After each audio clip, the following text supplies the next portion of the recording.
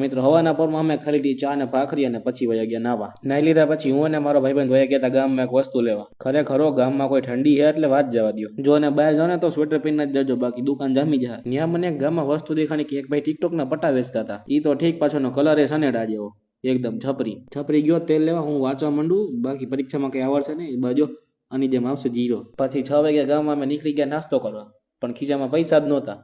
10-20 રૂપિયા હતા. પછી હું અમે જોતા હતા 10-20 રૂપિયામાં કઈ સોડા આવશે.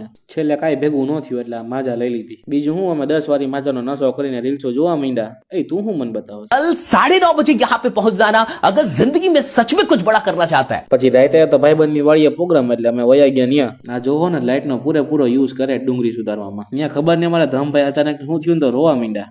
ખરેખર સાહેબ, એટલી ઉંમરમાં કોઈ દી પ્રેમ ન કરાય.